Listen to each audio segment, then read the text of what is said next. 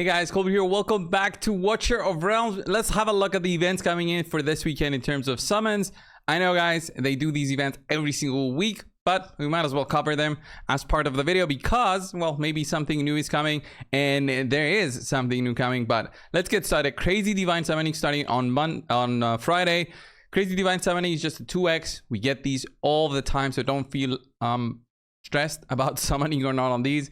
Do it if you want to, but honestly, you gotta wait for Saturday at least with the surprise invocation where you get a 1+1. This is pretty nice way to get another champion and just using up all your summons. Okay, my personal experience with this is I hit Mercy every single time, so 200 to 220 summons to pick the 1+1. So it's like I'm doing the 2x summon. So is it the 0.5% chance to get the legendary?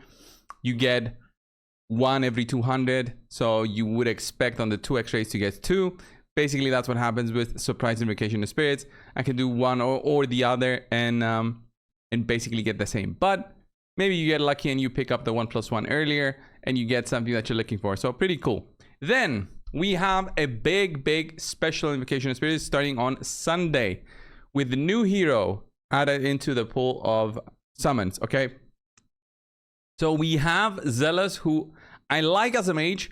I like how he looks very nice, very intense, very powerful. Just have a look at him. Even has candles on the sides for whatever reason, but he looks great.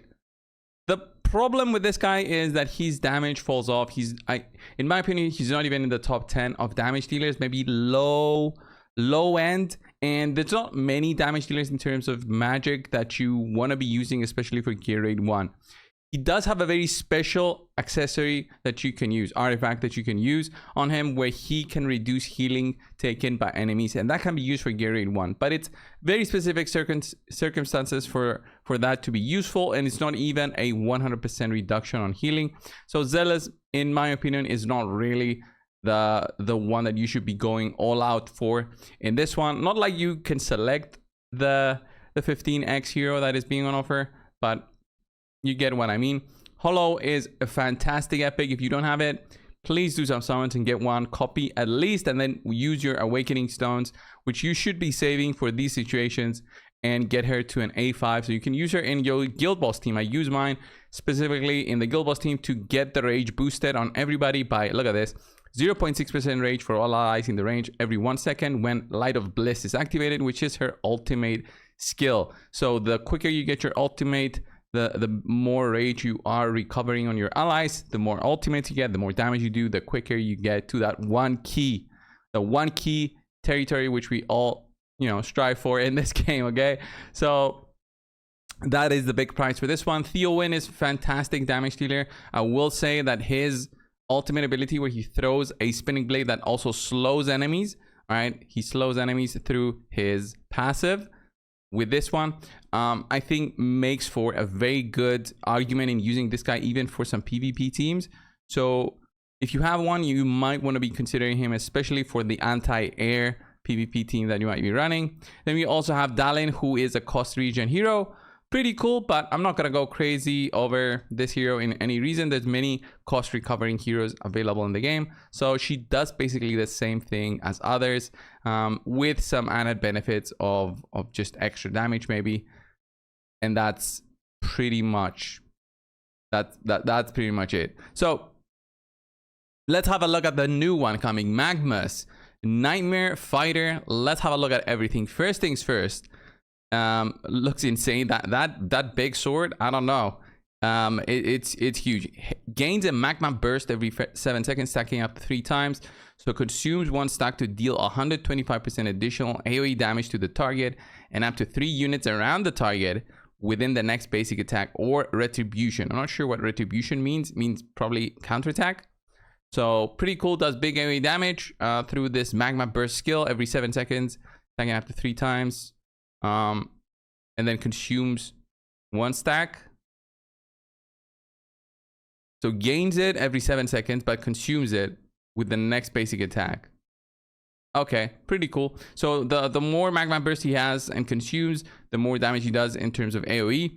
In terms of overall stats, when he's maxed out, he's got almost 8,000 attack.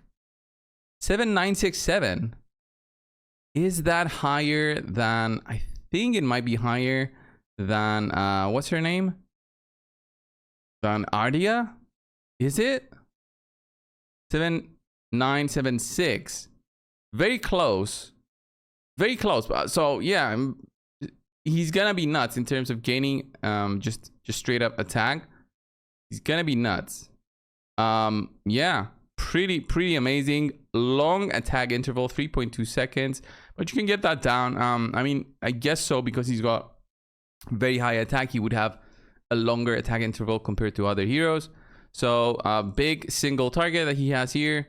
And then let's have a look at his big sword. He hits down on the ground and does that magma burst, right? Turns the ground around the hero into flowing lava that deals 60% damage to enemies on it per second.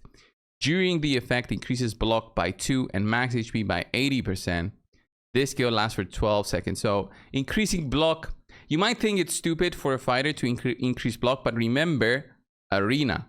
That is where his usage will go up, basically, because let's say for the AOE arena fights that you might be doing, there are, on the first wave, there's 4 enemies going through at the first wave.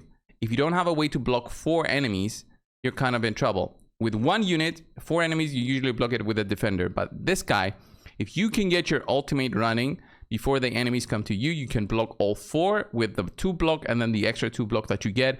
And even with an accessory and artifact, you can even get his block to 5, a maximum of 5.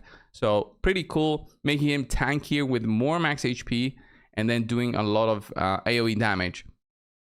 I'm not sure how much damage this will do, so I guess I will be testing him out soon. So when receiving damage, there's a 25% chance to trigger a counterattack, dealing damage and inflicting vulnerability, physical damage on one enemy in range. So when he receives damage, he might counter and do a vulnerability, 20% more damage. This effect can be triggered 1 time every 8 seconds. Pretty cool. The trigger chance goes up to, what, 35%, and the interval every 5 seconds. So that's okay, but again, I think it's the magma burst that really sells it for this guy in terms of damage. And then finally, all right, let's see. When HP is higher than 80%, increases all damage reductions by 15%. When HP is below, increases damage by 15%. So he gets stronger the lower health he is, but is tankier the more health he has. So when you have a healer with him, maybe it just makes him tanky to be at 100% health. It just does more damage when he's below that. So actually, you want him to be below that for the most part. I'm not going to use this guy as a tank, I don't think. And then if we have a look at his awakenings, inflicts defense reduction on enemies in range when lava flow is in effect. Already makes the A1 perfect for him. When Retribution is triggered, gains 1 stack of magma burst.